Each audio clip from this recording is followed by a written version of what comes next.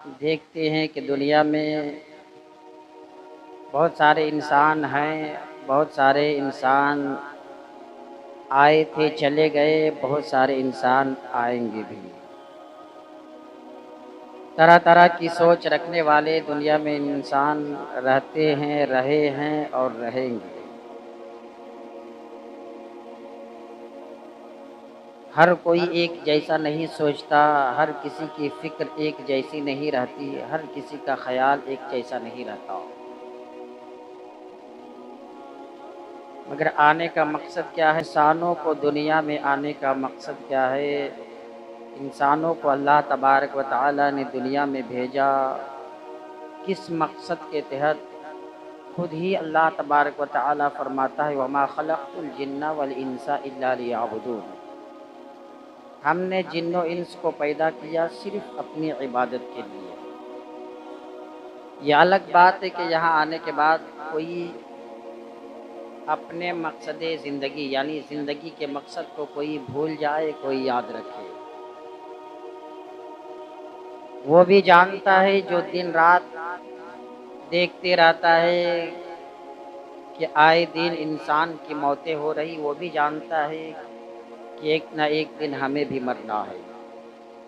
اور جو مست ہو کر کے زندگی گزار رہی وہ بھی جانتے ہیں کہ ہمیں بھی ایک نہ ایک دن دنیا سے جانا ہے۔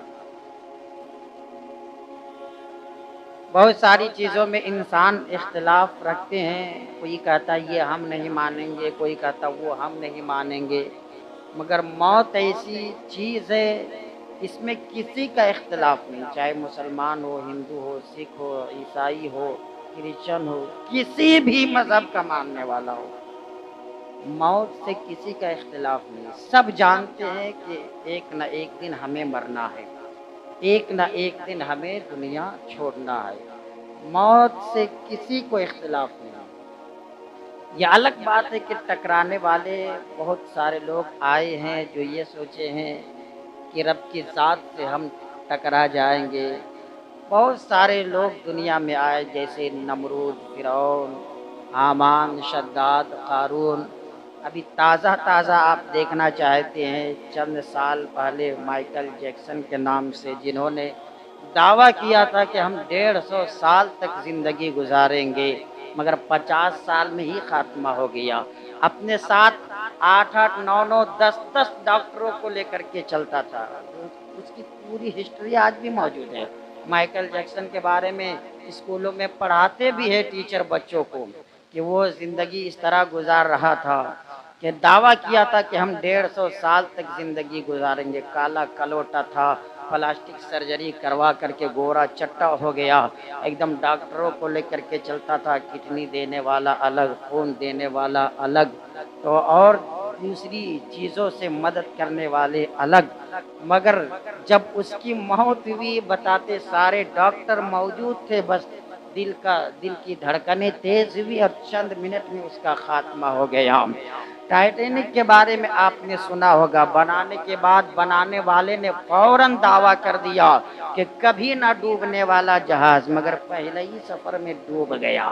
تو سب کو پتا ہے کہ موت سے کسی کو اختلاف میں ایک نہ ایک دن دنیا چھوڑنا ہے۔ یہ الگ بات ہے کہ کچھ لوگ دنیا میں آنے کے بعد اکڑ جاتے ہیں، اپنی مقصد زندگی کو بھول جاتے ہیں، اپنی اوقات کو بھول جاتے، وہ نہیں جانتے کہ ہم کیا تھے، کیا ہو گئے ہیں اور پھر ہمیں کیا ہونا ہے۔ یہ صرف اس سفر کو انسان سمجھ لینا کہ ہم کیا تھے۔ ایک انسان کیا تھا؟ ایک ناپاک قطرہ ہی تو تھا۔ باپ کی ریڑھ کی ہڈی میں ایک ناپاک قطرہ تھا، وہ باپ کی ریڑھ کی ہڈی سے نکلا ہے، باپ کے پیشاب کے راستے سے نکل کر کے ماں کے شکم میں گیا ہے، وہ ناپاک قطرہ ہی تو تھا۔ گوشت کا ایک لوتھڑا بنا، اس کے بعد ہڈی، روح پھونکی گئی، پورا جسم تیار ہوا اور دنیا میں آیا۔ مال و دولت جب تک ماں کے پیٹ میں تھا، کون پرورش کر رہا تھا اس کی؟ ماں کے پیٹ میں تھا، اس بچے کے پیٹ میں غذائیں کون پہنچا رہا تھا؟ بہت سارے بچے ماں کے پیٹ میں مر جاتے ہیں، بہت سارے بچے کچھ دن پیدا ہونے کے بعد کچھ دن، کچھ گھنٹہ، کچھ سیکنڈ زندہ رہتے مر جاتے ہیں۔ آج تک ہمیں کس نے سنبھال کر کے رکھا ہے؟ یہاں آنے کے بعد انسان بھول جاتا ہے، مقصد زندگی بھول جاتا ہے، غفلت کی چادر کو اس انداز میں اوڑھ لیتا ہے۔ اب جس نے ماں کے پیٹ میں اس کی پرورش کی، جس نے اس کو ماں کے پیٹ میں غذائیں پہنچایا، بچپنے میں جس نے اس کی پرورش کی، بچپنے میں جس نے اس کو سنبھالا، ہر چیز کے ذریعے سے اس کی حفاظت کی، آج تک جس نے زندگی کی عظیم دولت سے نوازا ہے، اب اسی سے اکڑ رہا ہے، اسی کے سامنے گھبرا رہا ہے جانے سے، اور اسی کی عبادت کرنے سے کتراتا ہے، مگر وہ بھی جانتا ہے کہ ایک نہ ایک دن ہمیں دنیا چھوڑنا ہے۔ یہ الگ بات ہے ہفتے میں، مہینے میں کبھی نہ کبھی نماز جنازہ پڑھتا ہے، مگر پھر بھی وہ جانتا ہے کہ جس طرح آج ہم کسی کی نماز جنازہ پڑھ رہے ہیں، کل ہماری نماز جنازہ کوئی اور پڑھے گا۔ آج جس طرح ہم کسی کو دفن کر رہے ہیں، کل ہمیں بھی کوئی دفنائے گا۔ آج جس طرح ہم کسی کو کفن پہنا رہے ہیں، کل ہمیں بھی کوئی کفن پہنائے گا۔ یہ سب کچھ ہونے کے باوجود بھی انسان اس قدر غافل ہے، دنیا سے اس طرح محبت کر رہا ہے، دنیا کے کاموں میں اس طرح مگن ہو گیا ہے، پراپرٹی بڑھانے کی لالچ اس قدر آ گئی ہے، پیسے کی ہوس اس قدر اس کے اندر آ گئی ہے، اب وہ عبادت و ریاضت ہی کو چھوڑ دیا۔ جس نے قانون بنایا ہے وہ رب کی ذات، اس سے بہتر کون قانون بنائے گا؟ جس نے پوری دنیا کو پیدا کیا وہ جانتا ہے کس کے لیے کیا بہتر ہے۔ ہم اپنے دماغ سے فیصلہ کر لیتے ہیں، صاحب وہ تو امیر ہے، ہم غریب کیوں رہ گئے، وہ تو کچھ نہیں کرتا، وہ دن بدن امیر ہوتے جا رہا ہے، ہم عبادت و ریاضت کر رہے، ہم دن بدن فقیر ہوتے جا رہی ہے۔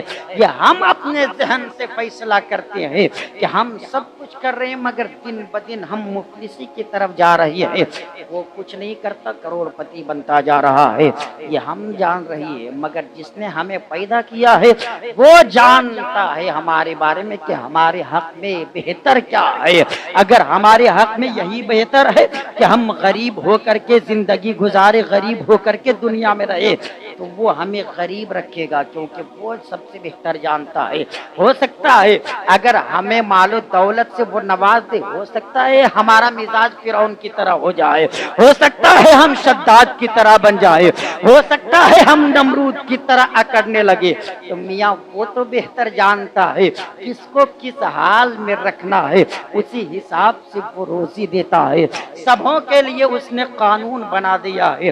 قرآن میں اللہ تبارک و تعالی نے ارشاد فرمایا، ان اللہ اشتری من المؤمنین انفسهم واموالهم بان لهم الجنہ، بے شک اللہ نے مومنوں کی جان و مال کو خرید لیا ہے۔